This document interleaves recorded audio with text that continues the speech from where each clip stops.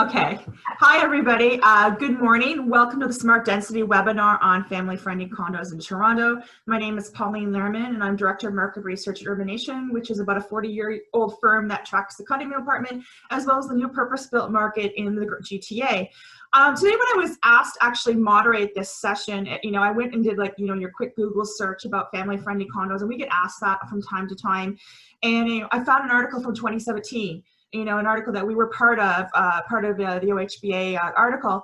And, 3 years later, as with a lot of Toronto planning issues, we're still having this discussion. They tend to kind of go on. And honestly, I think I can't think of a better time to actually get back to this topic, especially given the COVID has been happening. And this has been a time where everybody has been really reevaluating their space, where they want to live and how do they want to live. So today we're going to have a really robust conversation about whether, family-friendly condos are a pipe dream or a missed opportunity. And I'd like to introduce our two panelists today. First up is Sasha Cucuz. Sasha is responsible for co-managing the firms for Greybrook Capital. He's a partner with Greybrook Capital, excuse me. Sasha is responsible for co-managing the firm's operation and investment strategy. And together with his partners, Sasha plays a significant role in growing Greybrook's real estate investment portfolio to include over 80 multifamily and residential development projects throughout North America, representing over $17 billion worth of estimated completion value. Under his leadership, the firm currently manages over $1.2 billion of equity on behalf of more than 6,800 high net worth individual and institutional clients located in over 30 countries. Sasha is also the member of the board of directors for Greybrook TMS, which he co-founded in 2011, and is a director of New Path Health Incorporated, Canada's largest provider of chronic pain services. Charitably, Sasha serves on the boards of the Greybrook Foundation and the Blue Jeans Foundation. Our other panelist is Naama, who is an architect and planner. Naama has a bold vision to change what good development can and should look like. And with that in mind, she co-founded Smart Density, who is hosting our event today. Naama's professional work spans across planning and architecture, from missing middle to master planning. And by marrying the two disciplines, she brings a deeper and more realistic understanding of how municipal policies take physical shape. Naama practices what she preaches, and she lives with her husband and child in a multi-family building in a transit-accessible area of Toronto, Cucuz, where the park is their backyard. And I'm going to turn it over to Naama for a brief introduction to the commentary. Okay, so this is my opening statement, I believe. Yes, please. Okay, here we go. So here's what I want to bring today. In the past year alone, 4 of our friends moved from a condo or an apartment to a house in Hamilton. And it wasn't because they wanted a house per se, it was because they couldn't find a unit in Toronto that could accommodate their future needs as family. Toronto is not, and here you can hear my baby right now as an live evidence, but Toronto is not special or different from any other cities around the globe where families raise their kids in apartments. So, and you won't have to convince millennials that living in urban environments when they can enjoy urban amenities, parks, museums is better and easier than commuting from Hamilton to Toronto. So this is my 1 minute opening statement. Sasha, that's pretty good. I guess this makes her the prosecution and me the defense maybe, but I think that it's hard to argue with anything that you've said, candidly. I think the need for families, the desire for families to want to live in urban context, I think is something that is for sure real. I think what has to be considered, I think a little more thoughtfully, is how we make that vision possible. And I think it is really has to be a collaborative effort between the private sector and public sector. And community, frankly. But I think more importantly than anything else, and hopefully one thing that I kind of want to bring to light today, is the reality of how condominiums and apartment buildings are built and financed and what some of those drivers are, because I think there needs to be a little more understanding on the part of government and the community as to what the private sector is responsible for doing and what their accountabilities are, so that we can actually make an impact in filling this sort of need. Well, why don't we get down to it and see where you guys can gel or, have a little friction today. So first up question, if demand exists for a family-friendly housing, why isn't it being met at this point? You want me to take that first? Go for it. So I think for me, there's a number of different reasons. I think part of it has to do with the general perception in urban environments around density and having more density. I think there's a general aversion within communities, whether it be from the community members themselves or whether it be from their representatives. And I think a big part of the solution is to creating the right type of space is to have more of a tolerance for the potential for more space. And the reason I say that is because, and this is kind of the focal point of my argument, is there's an economic reality as it relates to how development works and what the equity in development, like ourselves, needs to be able to invest in this sector. It's a private sector enterprise. And it doesn't come from a place of greed. It comes from a place of alternatives and comparables, right? So if I put $1 into an investment that has risk associated with it, the question is, what do I need to earn on that dollar to be able to attract it to this type of investment? So in the condo sector, as an example, there's a typical return profile that an equity investor would need to generate to have their money go into this sector. The bank, similarly, who finances construction, there's a typical return profile that they need to meet. And that has to kind of meld with ultimately what it is that you're building and who the buyers of that are. And for me, I believe it's the entire financing structure and who ultimately buys condo units that is driving the ultimate unit mix that developers are trying to accommodate. And what I'll say is, I think that some vast proportion of condo investors, for example, and condos are, it's going to be either apartments or condos in an urban setting. Mm-hmm. The people who buy these things, whether they're the condo buyers or ultimately the rental pool, and I'll park purpose-built for a second because it's still only a fraction of the total requirement. The vast majority of rental units are condo units that are just being rented out. It's a shadow supply. So ultimately, your buyer is the same person, which is an individual, and that individual is either an end user or an investor.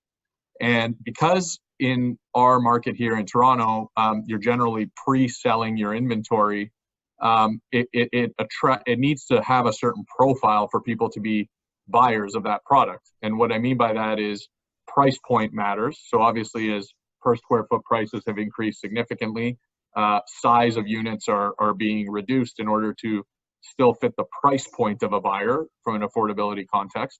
And the second thing is what that buyer is trying to accomplish. So contrary to popular belief, there's not a lot of end users that are planning their lives 5 years in advance, right? Where they're buying a unit and maybe if the developer's on time, 4 or 5 years from now, I'm going to move into this thing.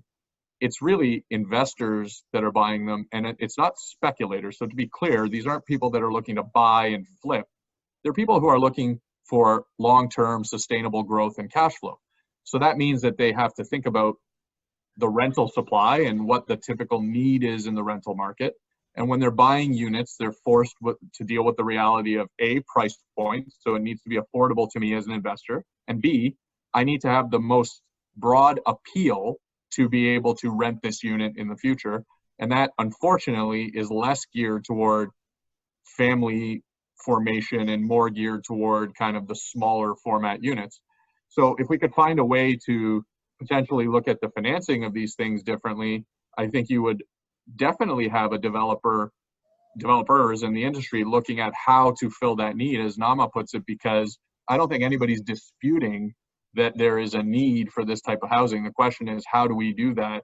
And that's where I think the public sector may be able to help in terms of looking at these things and how to make them economically viable for a different format unit.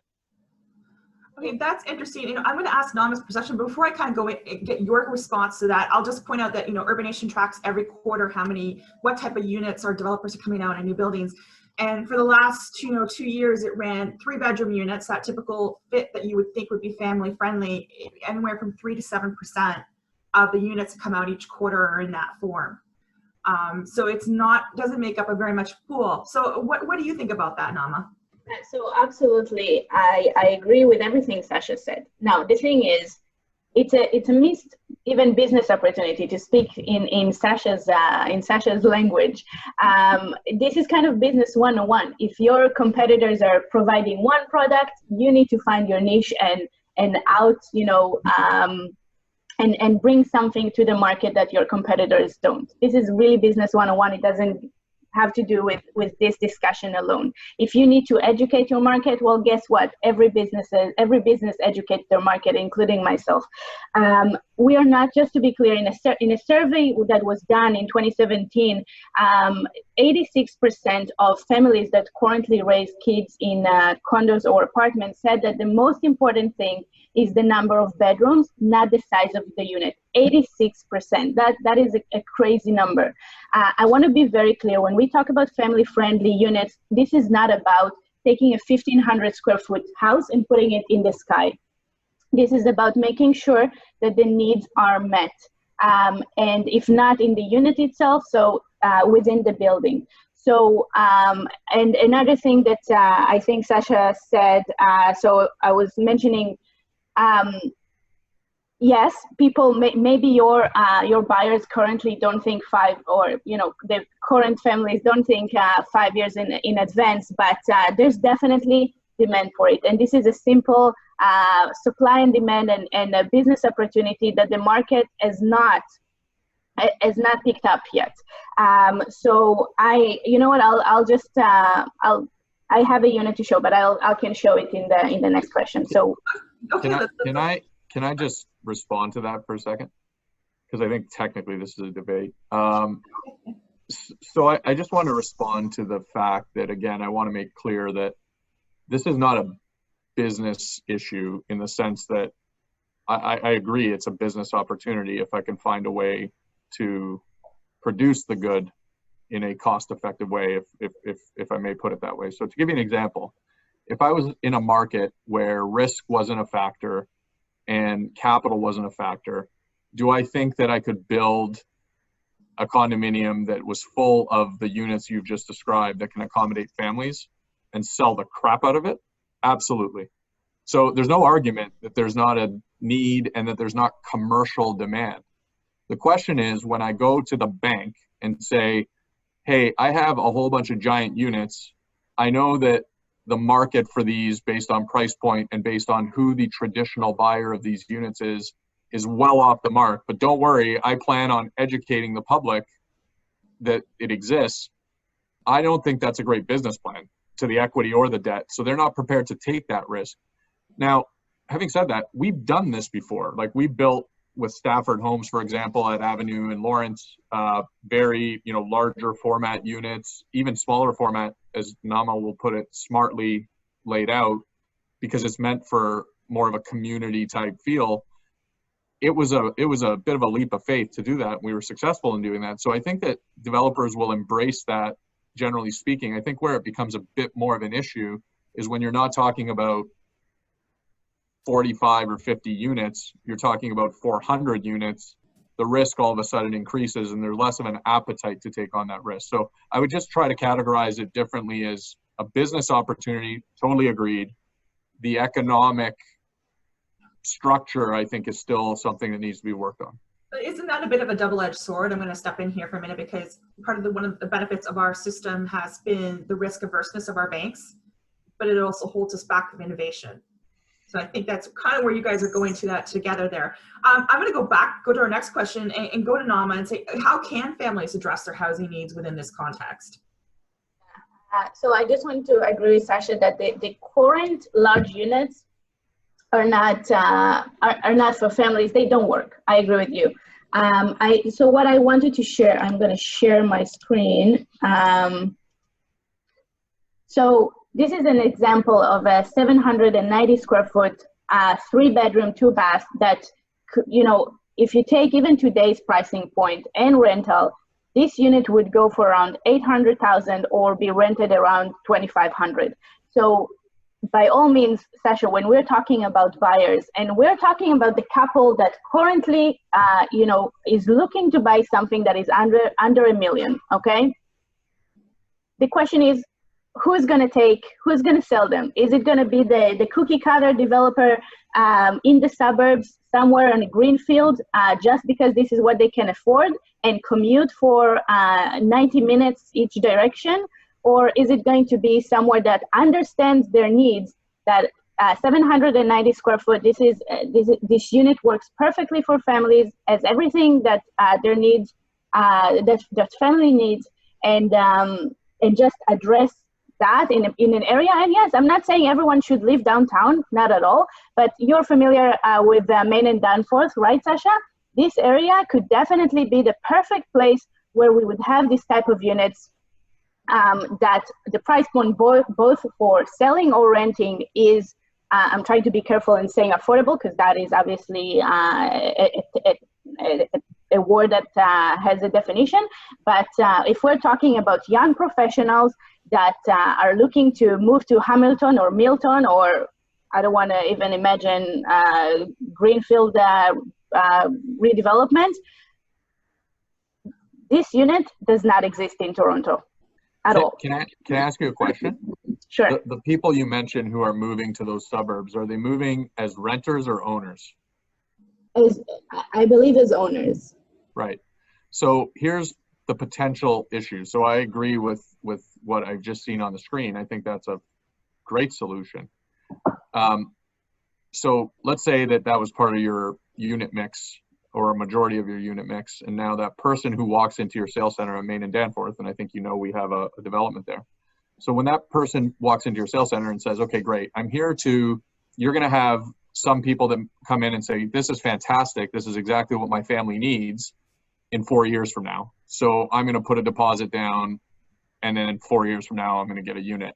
I think that that's the minority of people that walk into your sales center. The majority of people that walk into your sales center are people who are saying, I'd really like to make a good, solid investment in something that I think is both going to have capital appreciation, but also an ability to generate long-term cash flow for me. So I want to buy a rental unit. I'm going to say, now we've solved the affordability, right? Your design has brought it down to a level where the ticket price might make sense to that investor. But then they're saying, what's more marketable given the composition of renters in the city? Is it the 3-bedroom unit, or is it the bachelor 1-bedroom or even 2-bedroom? They're going to look at their probabilities and say, hey, I have a much greater chance of renting that unit because, again, the demographic and composition of those renters. So they'll still tend to gravitate to that unit, and they could be the same size or the same price point. They just feel, and this might be a misperception, but they may feel that there's just more people who want to rent that are either single or young couples, as opposed to, or even empty nesters, as opposed to people that are in their peak sort of family formation years. I'm not saying they're right. I'm saying that that's the general perception. And to your very point, many of the people that that you're referencing that are moving aren't going to rent there. They're going to buy there because that's still a preference. And where you come from, I'm obviously very familiar with Israel and Tel Aviv. We have an office there, and I spent some time there. It's a different perception. Culturally, people have no issue renting. Families have no issue renting. That's how it is in a lot of different countries. For whatever reason, here in Canada, there's this perception that you have to own your real estate. And that, I think, is also driving some of the challenges that developers have with attracting that buyer, because that buyer is ultimately looking to who can rent and who will rent. 60% of Torontonians weren't born in Toronto. So you are here, 60%. You're dealing with I hope, 60% that are not looking to own a house with a backyard, and if you don't have it, it's child abuse. It's not. It's 60% of newcomers. The second point is you're talking about a pool of investors, and I understand this is your business. I'm talking about a pool of people who want to, yes, maybe own their own real estate. But the thing is, and you're saying about maybe in your 20s, you need to think 5 years in advance. Right now, I'm just giving us as an example. We have a child. The next child is not going to be thinking 5 years in the future. This is next year. This is 2 years from now. But this is not about me and my family, although yes, it is also about me and my family. But if you're talking about a pool of investors, I'm talking about this pool of people or couples or young families that are looking to buy for themselves and to live in their unit. What about this pool? And I want to argue that this is not a small pool. This is not minor. And I don't know if you know how the investors pool is going to be post-COVID, but the pool of people or families that move to Toronto and immigration that want to that are looking for this type of, they're moving to Toronto from another country. Trust me, they never heard of Hamilton. You're right. You're right. The question for you is the following: if I'm a builder and I have to build this product to accommodate those people who are buyers, what's my value proposition? It's saying that you can buy this unit from me now, and 4 years from now, if I'm lucky, because approvals and permit, I mean, we don't have to get into the municipal process and how many limitations that presents. But maybe 4 years from now, or maybe 6, depending on how that goes, I'm going to deliver a unit. I don't know that fulfills your need today as a growing family. What you're looking for is, I want to buy something right now that I can move into, right? Or in a month or in 6 months. Now, let's say that's true. Great. What developers try to do is they try to have a unit mix that has some of those types of units. They try to sell the marketable ones to investors so that they can meet their pre-sale thresholds, then build it, and then they have a product that they can deliver those families. Unfortunately, the ratio of those units relative to the others is very skewed. But what I'm again talking about is, I don't know how to finance what you're looking for unless I spec build it, so to speak, right? Just put up the money, build it, and then yes, I will have buyers for it. I think that you going on that, there is like just a bit of a repercussion for both of those aspects. If you're searching for the right space and you end up doing what you call that leapfrog to a place like Hamilton, that has repercussions for the Hamilton market, and the same way that you're a local Toronto and you're making choices, then the locals in Hamilton have to make choices. And then capital, of course, follows that into these outer kind of what we call golden horseshoe markets, which henceforth has seen a lot of increased investment in the last 3-4 years now into Niagara as such. So I think the biggest question that we have, the third one I got for both of you, is, are the current regulatory barriers just too hard to overcome? Sasha? I mean, we overcome them because we produce product as an industry, right? So I think that as it relates to this type of housing specifically, which I think we can all agree on this call or on this webinar that is needed, I think that there does have to be some discussion around some of those regulatory impediments, because, you know, everything from sort of community involvement and sort of through your approval process and how that can affect timelines, and timelines equal costs. And sometimes people don't make that correlation unless you're the person writing the check, where you're sitting there saying, okay, the difference between something in 9 months or 2.5 years is significant to my pro forma. And as a result, that further pushes me into having to meet this generic, I have to sell to the greatest demand. If I had more flexibility, and if I also had some collaboration with the municipal authorities on the you know, some of the levies and other things, development charges, I think we can do a lot in order to meet this demand. And still, I want to clear up this perception that an investor is there or a developer is there and they just want to make more money. So if they're looking for a concession, it's to make more money. Or if they're looking for, you know, selling things at a higher price, it's to make more money. The answer is generally they're probably making less money or the same amount of money at best. What they're looking to do is reduce their risk.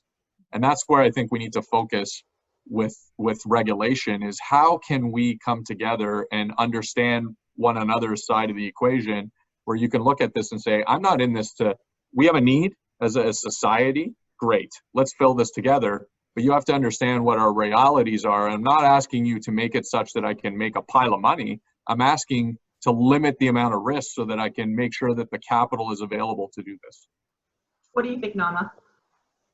Well, I think the city back in 2017 introduced the growing up design guidelines that 20, I'm sure you're familiar, the 25% of the units in developments of 20 units or more should be family friendly. I think the city had to introduce those guidelines, and I don't think regulation or as you said, Sasha, I'm Israeli. I don't believe in government, right? I know the government doesn't work, but I never look up for the government to come up with regulation to solve a problem. But the fact that the city had to bring it up was because there aren't enough units for families, and those that do get built don't work for families. They work for roommates, right? The question is simple. The policy now exists. There are guidelines. The city is looking to have 25% larger units, or not larger, I want to say family friendly.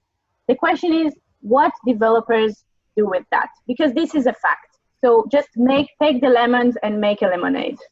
Can I, because this is important. Yeah. And I really hope people understand this. That's not the collaboration I'm looking for, right? In the sense that you can give me a guideline, and I think as we've already established, as far as my risk as to who the buyers are, this is a smaller pool of people than the renter pool. So we can agree that I'm already taking a risk by creating this percentage of units available, although I'm fulfilling a need. Happy to do that. Where things break down is over the same time period, development charges have increased by 30%. So you've added another layer of risk. And then on top of that, education levies have quintupled. That's another layer of risk. And on top of that, it takes me 2.5 times as long to get my approval. That's another layer of risk. So I hear you, right? We should take that policy and make lemonade with it. But it's like you're saying, here's the lemons, here's your glass, and here's some water. And then I'm going to shackle your hands together, and I'm going to put you 200 meters away from the lemonade stand. Go make lemonade. Well, that's a little bit harder. So Sasha, just because I get a couple questions in front of my face, I guess you're kind of going in that vein here. Is that the appropriate incentives that developers are looking for to kind of mitigate those extra financials? Yeah, I think, look, I've had a discussion with levels of government from the province to the municipality where I've tried to take a more pragmatic approach and to say, just take timeline as an example. And I've taken an exact project that we've invested in. You know, I literally sat there with the provincial government and I said, you know, you want to talk about affordability because that's a big topic of discussion. And let me give you a very easy solution. If it took us 9 months in 2006 to achieve this approval for land that's in the same stage of approval with the same zoning bylaw amendment required that's in the same point in the official plan, that now takes me 2.25 years, whether that's from a combination of NIMBYism, whether that's just more objection, whether it's backlog, whatever those things are, okay? If you just took that, forget that over that 2.25 years, my development charges have also increased and my education levies have increased. Forget all that. If I just was able to do this in 9 months and not 2.25 years, here's how much less it would cost me in terms of interest, hard cost indexing, all this kind of thing. And I'd be able to actually deliver that unit for $80 a square foot less or $100 a square foot less to make the same amount of money, which by the way is a commercially reasonable amount of money. Like I'm not sitting here saying if I could do it in 9 months, I'd make more money. That's not what we're saying. We're saying if we could do it quicker, I could deliver it cheaper and keep my economics the same, which by the way, isn't greed. It's the minimum amount of economics I need to be able to attract capital to this, right? So to me, affordable or not affordable housing, family-friendly housing is a very similar concept. Is to say, I have certain realities with the market, who these buyers are, the type of returns I need to generate. If we can now pay attention to that and see how we can all give a little in order to be able to deliver that unit without the private sector taking all of the risk, right? Like ultimately, because that's what we're talking about. So that actually almost answers the last question we were going to have for today was, why are developers opposed to building family-friendly condos? And I think a lot, Naama, respond to what you've been talking about here, if you'd like. I think I covered that. I think it's not a question about why they are opposed. I think the question is why don't they pick it up as a business opportunity? Again, I'm trying to speak from their perspective. How can they miss it? And I want to finish with that question. You know, I want to make it very clear to anybody listening to this that there's a gross misperception of the development community, I think, generally in the public, right? They see developers as, you know, really in it to make money and that's their primary objective, which, by the way, as a private sector enterprise, if that was their objective, I think that's totally fine, right? However, what I'll tell you is that that's not the general motivation. I work with 17 or 18 of the largest in the city, and they have a genuine belief in this city and what it needs and what their customers need and how they're servicing the community. And that has to coexist with economic realities. That's just any business. But I think that, you know, the idea that developers are just ignoring an opportunity or they're not wanting to take advantage of it, or from a self-serving perspective, they're not willing to take those risks. I don't believe that to be true. I really do think that if given the right parameters and with a little bit of give and take on the part of, you know, policy and as well government as it relates to process and approval and cost, I think that they would take advantage of something like this, because nobody's ignoring the fact that it's not required for the formation of the city. And in fact, you know, I think developers in many cases are the ones that are pushing for this, and most of the opposition is coming from community, not related to this format of unit, but just generally as it relates to density, as it relates to amenities, as it relates, the amount of conversations I have where between me and planning staff and or the councillor, things make complete sense. And once taken to the community, it turns into, you know, a 10-month-long process, arguing over things that are really irrelevant in the grand scheme of things. That's something that needs to be also considered. I think we've actually touched on a lot of items here today, and we've actually going to cap off today for our just before lunch with a question to all of you in a poll. So if you'd like to actually answer the poll today, we wanted to say who might be today's winner per se. I think we're all winners in the conversation moving it forward, but if you'd like to. I didn't know that this was a competition. I thought this was a friendly, supportive debate. Exactly. It's all in good jest, I think. No, very valuable, I think, to have this type of dialogue, and I think more should happen in terms of private sector and public sector to actually engage in actual dialogue like this. Yeah, I've got a couple quick questions. I know we're running out of time here, but they're not really questions, but I do think there's touching on about it. And one comment from our attendees was that, you know, that 790 square foot that we put up there really is more in line with the 2-bedroom layout for the city rather than a 3-bedroom. And the other concept that comes up all the time is how do we address different income levels and being able to get into the market? And that's a massive, massive challenge for all of us.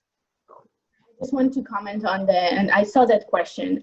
So I think that building, as I said, this is not about taking a 1,500 square foot house or, you know, even that 1,200 and putting it in the sky.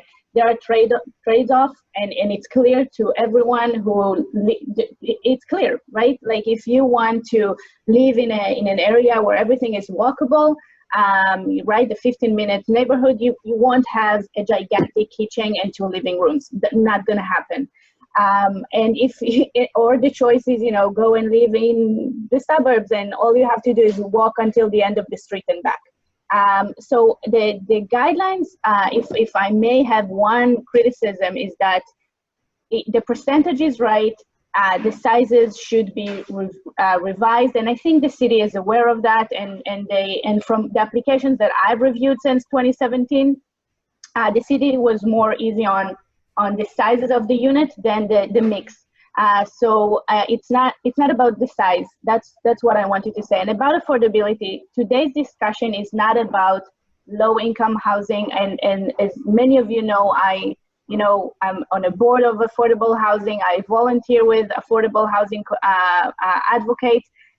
Today is another challenge that we're talking about that Toronto is facing, and that is family. Where should families go? And this is what this debate was all about. But obviously, not to dismiss or minimize this huge challenge that Toronto is facing on affordability as a whole. I would agree. I think that both of them are very important, and they share a common denominator, which is the fiscal and economic realities, right? Like, and I think there's too much discussion around, not too much, there's an appropriate amount of discussion around the needs and what we need to be doing and policy formation around it. I'm in. There should be an equal amount of discussion on the how, okay? And there's a lot of, especially as it relates to political things, where it's like, let's talk about the problem and what a solution is. And then when it comes for the rubber to hit the road on how do you actually deliver them? Oh, well, that's not our problem. That's your problem, private sector. And you're sitting there saying, okay, but it doesn't work. And not because I'm a greedy pig, but rather because there's commercial realities to doing business like this, risk reward. Mm-hmm. So help me come up with a risk reward proposition that works. And I'm not looking to make a penny more. That's now let's engage in that discussion. And it solves a lot of problems. More purpose-built rental, affordable housing, the right type of housing. Like, they all share a common denominator, which is in the private sector, there are realities that you have to deal with. And that's that. And to kind of cap off a quick comment on that, on the purpose-built rental, is that it's the same challenge there. So there is like a lot that are more purpose-built rental coming up, but they face the same financialization issues that there are. So they end up being built to that same level of market at this point. But I had a quick ending here. I see we have a vote for Sasha, but you know what? There's a tie. A lovely comment that said there should be a tie option, because I think that we both, feed off each other. So how about we call it a tie? I think, to be, proactive, we all need to have our 2 cents. 86% and 14% is a tie. That's what happens when you put a suit on. Yeah. We can together to lose, so. I want to thank both of you. I think it was a great, robust to have a conversation. It's an important discussion, nevertheless. It was wonderful having all of you on today. Thank you, everybody. Thank you for joining us.